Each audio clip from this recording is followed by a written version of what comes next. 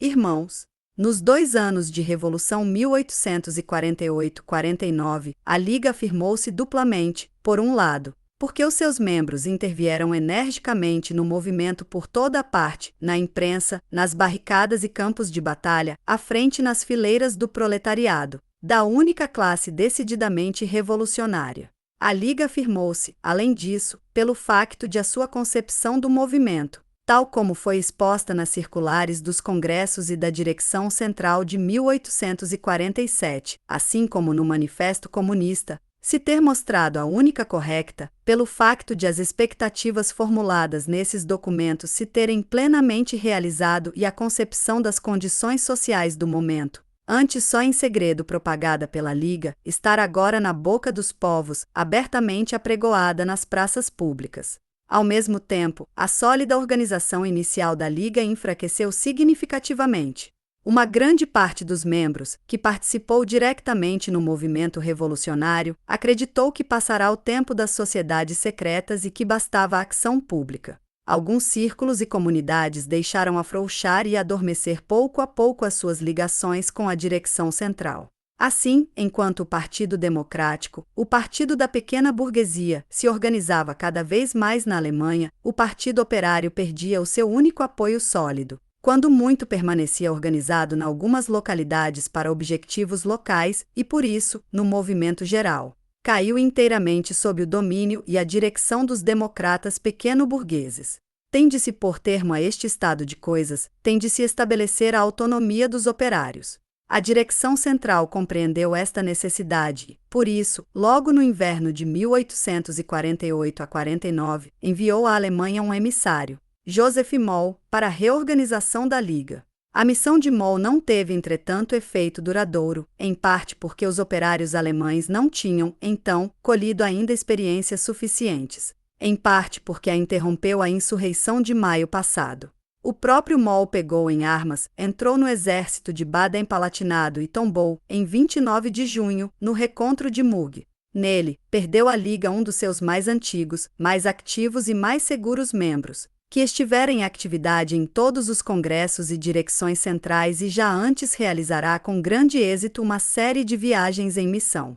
Após a derrota dos partidos revolucionários da Alemanha e da França, em julho de 1849, quase todos os membros da direção central voltaram a encontrar-se em Londres, completaram as suas fileiras com novas forças revolucionárias e empreenderam com renovada energia a reorganização da Liga. A reorganização da Liga só pode ser conseguida através de um emissário e a direção central considera da maior importância que o emissário parta neste preciso momento, em que está iminente uma nova revolução, em que o Partido Operário deve, portanto, apresentar-se o mais organizado, o mais unânime e o mais autônomo possível, para não ser outra vez, como em 1848, explorado e posto a reboque pela burguesia. Dissemo-vos, irmãos, logo em 1848, que os burgueses liberais alemães em breve iam aceder à dominação e que imediatamente virariam o seu recém-conquistado poder contra os operários. Vistes como isto se consumou. De facto, foram os burgueses que logo após o movimento de março de 1848 tomaram conta do poder de Estado e se serviram desse poder para empurrar imediatamente os operários, seus aliados na luta, para a anterior posição de oprimidos. Se a burguesia não pôde conseguir isto sem se ligar com o partido feudal afastado em março e até, finalmente, sem ceder de novo a dominação a este partido feudal absolutista, pelo menos assegurou para si condições que, pelos apuros financeiros do governo, lhe poriam a dominação nas mãos a longo prazo e lhe assegurariam todos os seus interesses. Caso fosse possível que o movimento revolucionário enveredasse desde então por um desenvolvimento dito pacífico, a burguesia nem sequer teria necessidade, para assegurar a sua dominação, de se tornar odiosa por medidas violentas contra o povo, uma vez que todos esses passos violentos foram já executados pela contra-revolução feudal. Mas o desenvolvimento não tomará esta via pacífica.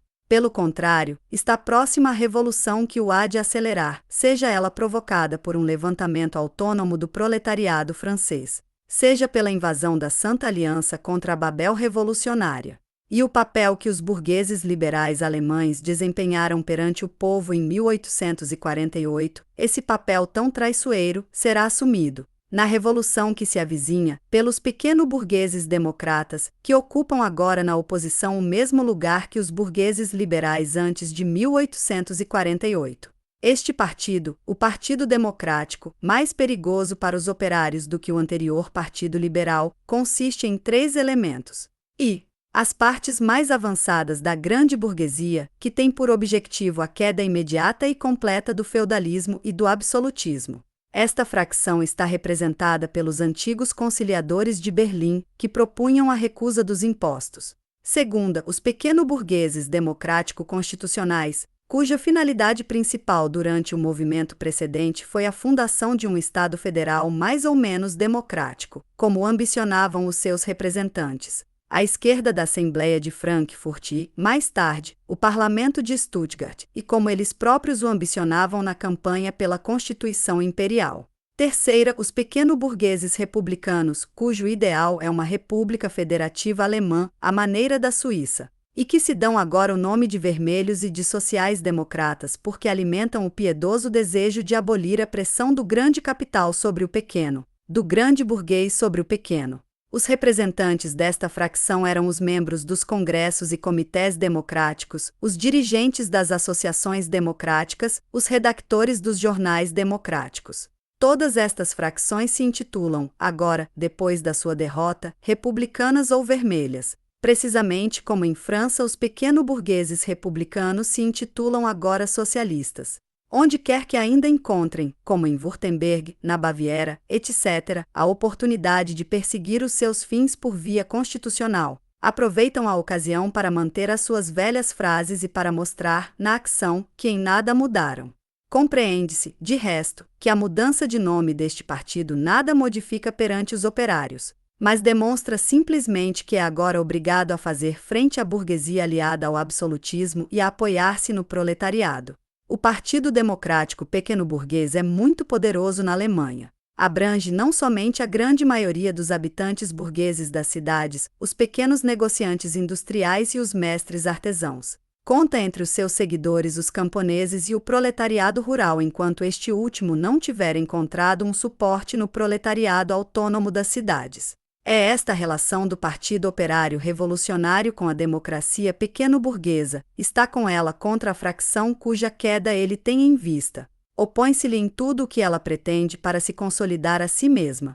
Os pequeno-burgueses democratas, muito longe de pretenderem revolver toda a sociedade em benefício dos proletários revolucionários, aspiram a uma alteração das condições sociais que lhes torne tão suportável e cômoda quanto possível a sociedade existente. Por isso reclamam, antes de tudo, a diminuição das despesas públicas mediante a limitação da burocracia e a transferência dos principais impostos para os grandes proprietários fundiários e grandes burgueses. Reclamam, além disso, a abolição da pressão do grande capital sobre o pequeno, por meio de instituições públicas de crédito e de leis contra a usura que lhes tornassem possível, a eles e aos camponeses, obterem condições favoráveis a adiantamentos do Estado em vez de os obterem dos capitalistas, e ainda o estabelecimento das relações de propriedade burguesas no campo, pela completa eliminação do feudalismo. Para realizarem tudo isto, necessitam de uma Constituição democrática, seja ela monárquica, constitucional ou republicana, que lhes dê a maioria, a eles e aos seus aliados, os camponeses, e de uma organização comunal democrática que ponha nas suas mãos o controlo direto da propriedade comunal e uma série de funções atualmente exercidas pelos burocratas. Além disso, a dominação e o rápido aumento do capital devem ser contrariados, em parte pela limitação do direito sucessório, em parte pela entrega ao Estado do maior número possível de trabalhos. No que se refere aos operários, antes de mais está assente que devem, como até agora, permanecer operários assalariados. Apenas desejando os pequeno-burgueses democratas que os operários tenham melhor salário e uma existência mais assegurada, esperam eles conseguir isto confiando, em parte, ao Estado a ocupação dos operários e através de medidas de beneficência, numa palavra. Esperam subornar os operários com esmolas mais ou menos disfarçadas e quebrar a sua força revolucionária tornando-lhes momentaneamente suportável a sua situação. As reivindicações da democracia pequeno-burguesa, aqui resumidas, não são defendidas por todas as fracções ao mesmo tempo e muito poucos são aqueles que se apercebem delas na sua totalidade, como objetivo definido. Quanto mais longe forem indivíduos isolados ou fracções de entre eles, tantas mais destas reivindicações eles farão suas. E os poucos que veem no atrás mencionado seu próprio programa onde julgar ter-se com isto estabelecido, porém, o máximo a esperar da revolução. Mas estas reivindicações não podem bastar de modo algum ao Partido do Proletariado. Ao passo que os pequeno-burgueses democratas querem pôr fim à revolução o mais depressa possível, realizando, quando muito, as exigências atrás referidas. O nosso interesse e a nossa tarefa são tornar permanente a revolução até que todas as classes mais ou menos possidentes estejam afastadas da dominação, até que o poder de Estado tenha sido conquistado pelo proletariado, que a associação dos proletários, não só num país, mas em todos os países dominantes do mundo inteiro, tenha avançado a tal ponto que tenha cessado a concorrência dos proletários nesses países e que, pelo menos, estejam concentradas nas mãos dos proletários as forças produtivas decisivas. Para nós não pode tratar-se da transformação da propriedade privada, mas apenas do seu aniquilamento. Não pode tratar-se de encobrir oposições de classes, mas de suprimir as classes, nem de aperfeiçoar a sociedade existente, mas de fundar uma nova. Não resta dúvida alguma que a democracia pequeno-burguesa alcançará por um momento a influência preponderante na Alemanha no curso de desenvolvimento da Revolução. Pergunta-se, pois, qual vai ser, perante ela, a posição do proletariado e especialmente da Liga. Enquanto durarem as atuais condições, em que também são oprimidos os democratas pequeno-burgueses. 2. Na próxima luta revolucionária, que lhes dará a preponderância. 3. Após essa luta, durante o tempo da sua preponderância sobre as classes derrubadas e o proletariado.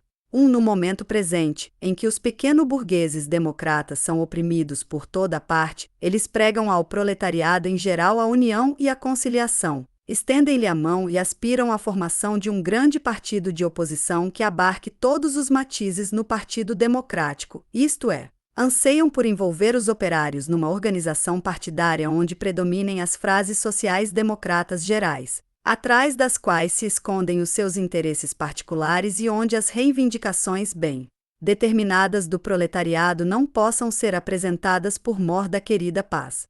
Uma tal união resultaria apenas em proveito deles e em completo desproveito do proletariado.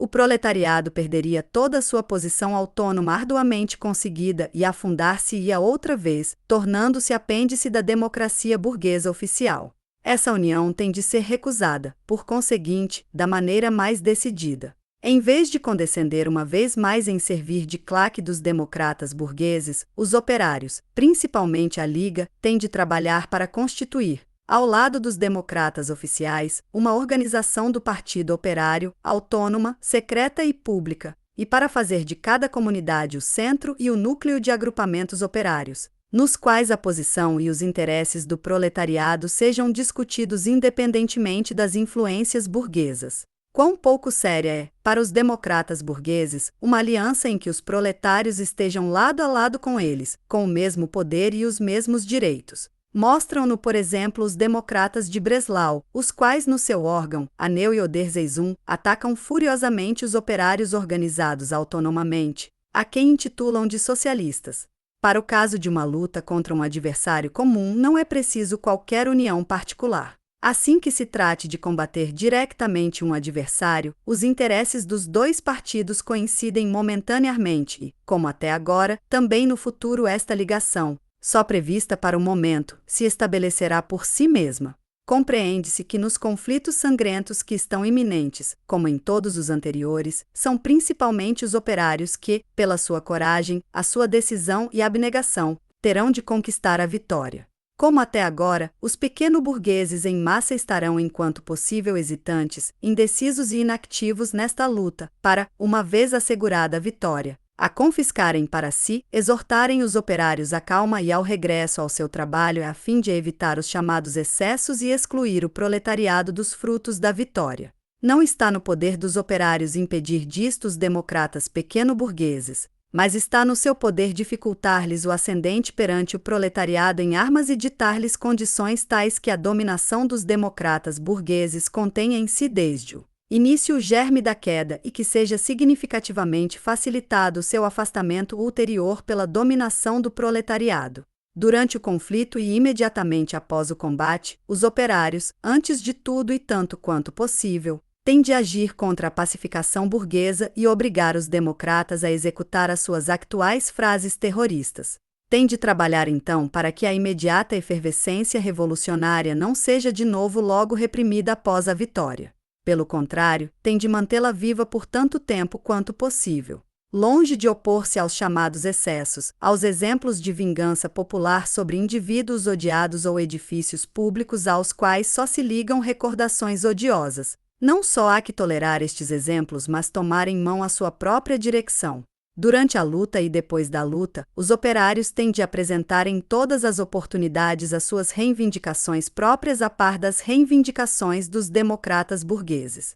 Têm de exigir garantias para os operários assim que os burgueses democratas se prepararem para tomar em mãos o governo.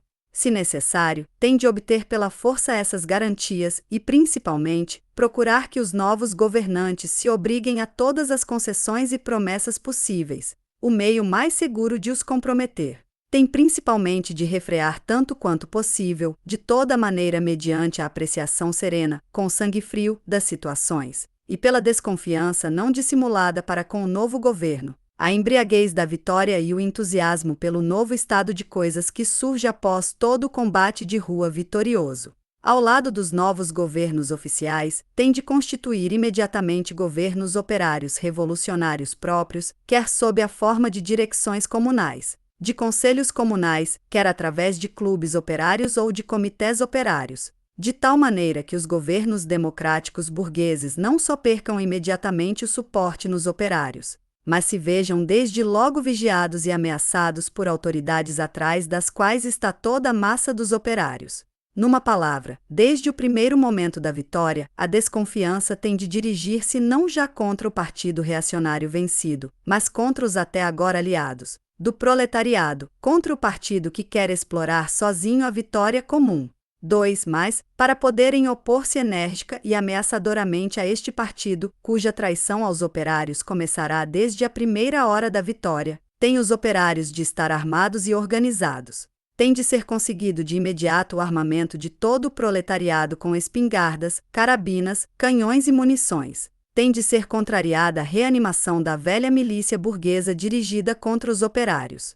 Onde não se consiga este último ponto, os operários têm de procurar organizar-se autonomamente como guarda proletária, com chefes eleitos e um Estado-Maior próprio, eleito, e pôr-se às ordens, não do poder do Estado mas dos conselhos comunais revolucionários formado pelos operários. Onde os operários estejam ocupados por conta do Estado, tem de conseguir o seu armamento e organização num corpo especial com chefes eleitos ou como parte da guarda proletária. Sob nenhum pretexto podem as armas e munições sair-lhes das mãos, qualquer tentativa de desarmamento tem de ser frustrada, se necessário, pela força. Liquidação da influência dos democratas burgueses sobre os operários, organização imediata, autônoma e armada dos operários. Obtenção das condições mais dificultosas e compromissórias possível para a inevitável dominação temporária da democracia burguesa. Tais são os pontos principais que o proletariado, e portanto a Liga, devem ter presentes durante e após a insurreição iminente.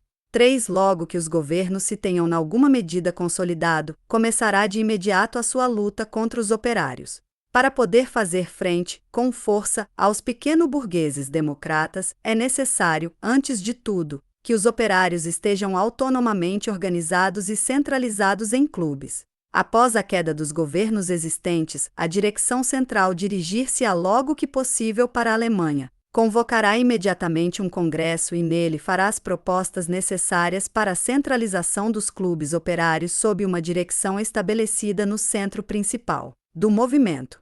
A rápida organização, pelo menos de uma união provincial de clubes operários, é um dos pontos mais importantes para o fortalecimento e desenvolvimento do Partido Operário. A mais próxima consequência da queda dos governos existentes será a eleição de uma representação nacional.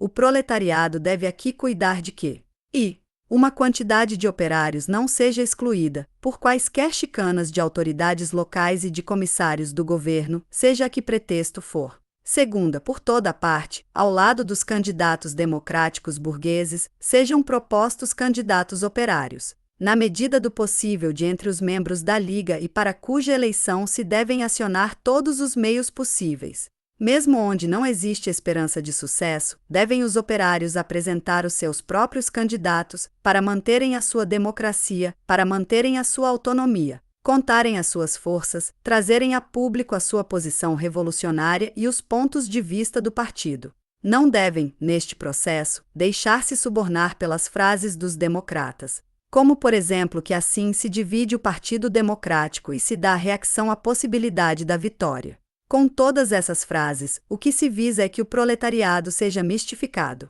Os progressos que o Partido Proletário tem de fazer, surgindo assim como força independente, são infinitamente mais importantes do que o prejuízo que poderia trazer a presença de alguns reacionários na representação. Surge a democracia, desde o princípio, decidida e terrorista contra a reação, e a influência desta nas eleições será antecipadamente aniquilada. O primeiro ponto em que os democratas burgueses entrarão em conflito com os operários será o da supressão do feudalismo, tal como na Primeira Revolução Francesa. Os pequeno-burgueses entregarão aos camponeses as terras feudais como propriedade livre, quer dizer, pretendem deixar subsistir o proletariado rural e criar uma classe camponesa pequeno-burguesa, que atravessará o mesmo ciclo do empobrecimento e endividamento em que está agora o camponês francês. No interesse do proletariado rural e no seu próprio interesse, os operários têm de opor-se a este plano. Têm de exigir que a propriedade feudal confiscada fique propriedade do Estado e seja transformada em colônias operárias. Que o proletariado rural associado explore com todas as vantagens da grande exploração agrícola, desde modo. O princípio da propriedade comum obtém logo uma base sólida, no meio das vacilantes relações de propriedade burguesas. Tal como os democratas com os camponeses, têm os operários de unir-se com o proletariado rural. Além disso, os democratas ou trabalharão diretamente para uma república federativa ou, pelo menos, se não puderem evitar uma república una e indivisível, procurarão paralisar o governo central mediante o máximo possível de autonomia e independência para as comunas e províncias. Frente a este plano, os operários têm não só de tentar realizar a República Alemã una e indivisível, mas também a mais decidida centralização, nela, do poder nas mãos do Estado. Eles não se devem deixar induzir em erro pelo palavreado sobre a liberdade das comunas, o autogoverno, etc. Num país como a Alemanha, onde estão ainda por remover tantos restos da Idade Média, onde está por quebrar tanto particularismo local e provincial, não se pode tolerar em circunstância alguma que cada aldeia, cada cidade, cada província ponha um novo obstáculo à atividade revolucionária, a qual só do centro pode emanar em toda a sua força. Não se pode tolerar que se renove o estado de coisas actual, em que os alemães, por um mesmo passo em frente, são obrigados a bater-se separadamente em cada cidade, em cada província. Menos do que tudo pode tolerar-se que, através de uma organização comunal pretensamente livre, se perpetue uma forma de propriedade, que ainda se situa aquém da propriedade privada moderna e por toda a parte se dissolve necessariamente nesta, a propriedade comunal, e as desavenças dela decorrentes entre comunas pobres e ricas, assim como o direito de cidadania comunal, subsistente, com as suas chicanas contra os operários, ao lado do direito de cidadania estatal. Tal como na França em 1793, o estabelecimento da centralização mais rigorosa é hoje, na Alemanha, a tarefa do partido realmente revolucionário. Vimos como os democratas vão chegar à dominação com o próximo movimento e como vão ser forçados a propor medidas mais ou menos socialistas. Perguntar-se a que medidas devem os operários contrapropor. Os operários não podem, naturalmente, propor quaisquer medidas diretamente comunistas no começo do movimento, mas podem obrigar os democratas a intervir em tantos lados quanto possível da organização social até hoje existente, a perturbar o curso regular desta, a comprometerem-se a concentrar nas mãos do Estado o mais possível de forças produtivas, de meios de transporte, de fábricas, de caminhos de ferro, etc. 2. Tem de levar ao extremo as propostas dos democratas, os quais não se comportarão em todo caso como revolucionários, mas como simples reformistas, e transformá-las em ataques diretos contra a propriedade privada. Por exemplo, se os pequeno-burgueses propuserem comprar os caminhos de ferro e as fábricas, tem os operários de exigir que esses caminhos de ferro e fábricas, como propriedade dos reacionários, sejam confiscados simplesmente e sem indenização pelo Estado. Se os democratas propuserem o imposto proporcional, os operários exigirão o progressivo. Se os próprios democratas avançarem a proposta de um imposto progressivo moderado, os operários insistirão no imposto cujas taxas subam tão depressa que o grande capital seja com isso arruinado. Se os democratas exigirem a regularização da dívida pública, os operários exigirão a bancarrota do Estado.